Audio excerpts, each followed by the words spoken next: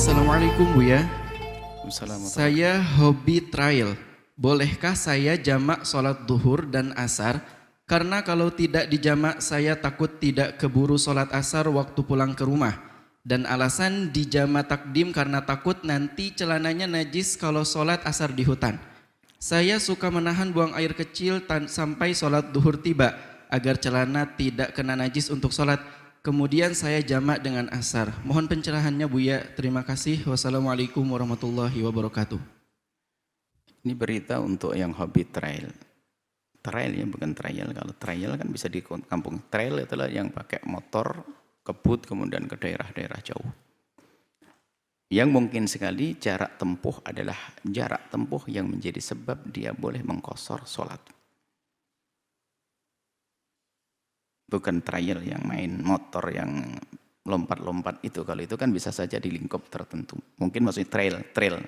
Naik itu ya, yang ke hutan-hutan tadi. Baik. Main motor seperti itu adalah hal yang mubah. Mubah artinya bukan suatu yang dilarang. Dengan catatan dia seperti yang bertanya tadi. Masih memperhatikan sholat. Nah, boleh, maka kami seru kepada semua yang hobi trail lah ya, trail hobi itu terserah ucapan yang benar gimana, pokoknya motor putar motor kemana, ke hutan-hutan begitu jalan. Nah itu maka jadikan itu hiburan boleh, tapi ingat jangan lupa Anda dengan Allah yang memberikan hiburan yang sesungguhnya. Senang kami dengan pertanyaan semacam ini, barangkali bisa didengar yang lainnya. Kemudian jangan lupa melakukan sholat. Kalau memang perjalanan Anda adalah jauh melampaui atau lebih, atau perjalanan jauh keluar kota, maka Anda boleh menjamak dan boleh mengqashar. Menjamak, apalagi jika lebih dari 80 km, boleh menjamak dan mengqashar. Kurang dari itu, memang ulama berbeda pendapat, boleh menjamak saja tapi tidak boleh qashar. Catatannya mubah, bukan Anda melakukan yang haram, bukan tujuannya haram, itu kan mubah. Jenis yang mubah. Kalaupun seandainya dalam lingkup dekat, lalu Anda tidak menjamak, Anda bisa melakukan sholat tepat waktu. Nah, yang kami fahami dari pertanyaan adalah, satu, kerinduan dia untuk melakukan ibadah dalam keadaan apapun, tapi sisi lain adalah perlu sedikit dibekali tentang bagaimana cara beribadah dengan mudah.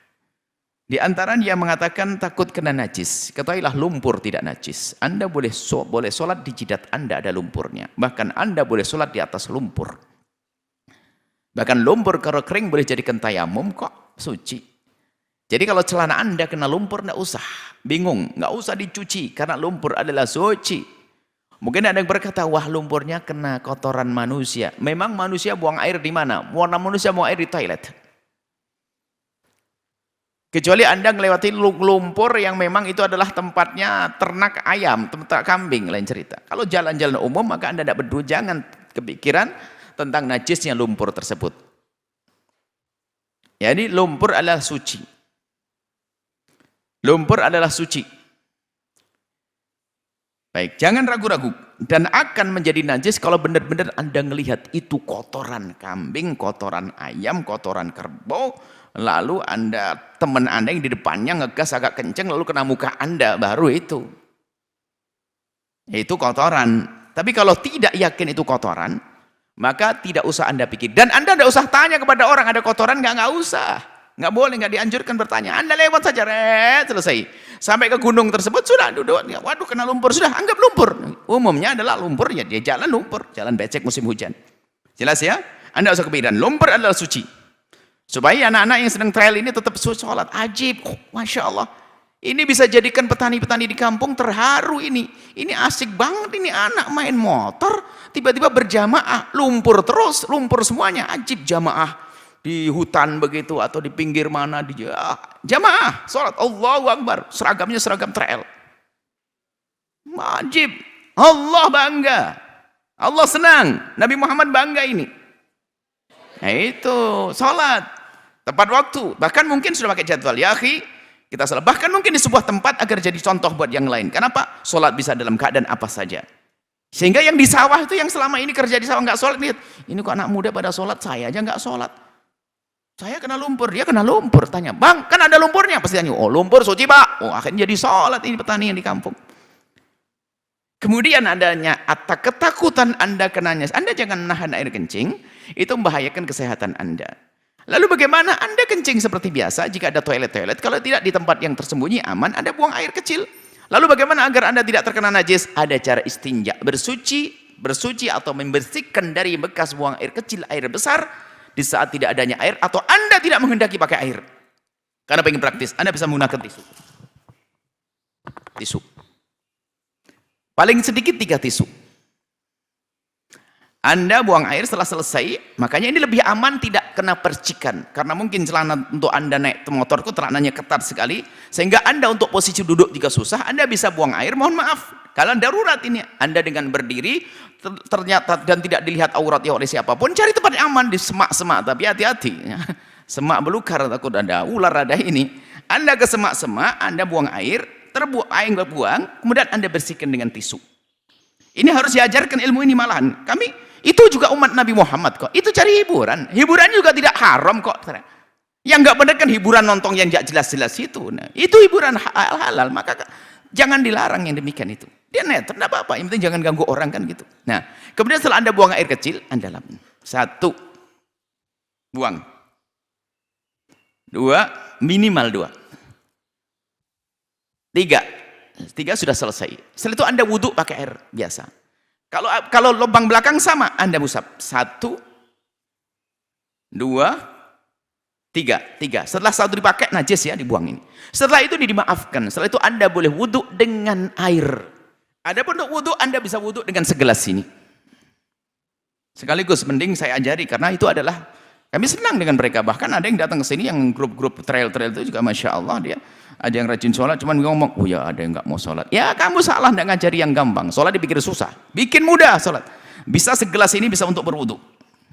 Segenggam air, ini tak untuk basuh muka. 1 kali sudah sah, sunnahnya 3 kali. Mungkin airnya terbatas sekali saja. Oh bisa minum, kok air minum tuh sah kok. Kemudian dilepas, boleh nggak dia apa-apa. Sebab kalau air bisa masuk sini, lebih langsung diguyurkan ke tangan. Setelah diguyurkan ke tangan, atau ada diguyurkan, ada temennya menolong mengguyurkan, biarpun itu makruh tapi dalam keadaan tertentu jadi mau. Ada yang guyurkan kecil aja, kebericik, langsung digosok begini, sekali tok. Atau botol kemasan itu kan dicoblos tusuk sedikit itu, atau dialirkan sedikit, sekali saja sah. Rambut madhab Syafi'i, rambut aja, karena pakai helm mungkin kan, helmnya nggak dicopot sih, boleh. Rambut, pokoknya rambut yang di kepala kena. Setelah itu kaki, kuping sunnah kok. Baru setelah itu Anda Masya Allah, nggak pakai alas sholatnya, jidatnya kena lumpur. Kan dalam riwayat sahih, bahwa sholat fitfalah, sholat di hamparan itu adalah juga mengundang rahmat Allah yang banyak. Di hamparan itu adalah di saat jauh dari sana sini masih melakukan sholat dengan berjamaah, istimewa. Anda sholat Allahu Akbar, cari kiblat. Sekarang ada kompas, masa bisa motor trail nggak bisa beli kompas. Jadi kompas mana kira-kira ke arahnya. Itu sekarang kan pakai ini bisa cari kiblat kan, bisa. Kalau tidak tahu kiblat gimana, Anda kira-kira saja, kira-kira kiblat di mana, selesai. Allahu Akbar, subhanallah. Ini pemuda-pemuda grup trail, tapi Masya Allah. Kalau Anda, ya itu yang perlu Anda ambil jadi menantu itu matinya. Kalau jangan asal hanya rangreng saja, tapi dia yang benar. Maksud kami, mereka perlu diberi ilmu semacam ini. Karena apa? Mudah beragama itu.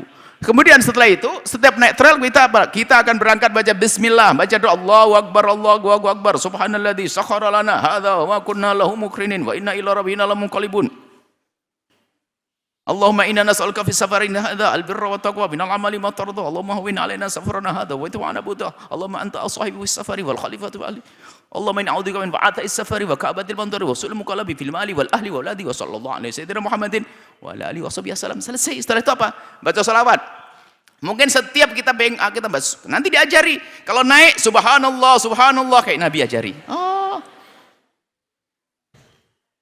Kalau naik subhanallah, gitu kan ada Nabi ajarkan. Terus salawat lah, ya nggak apa-apa, ini istimewa, ini grup. Buya pun mau ikut itu.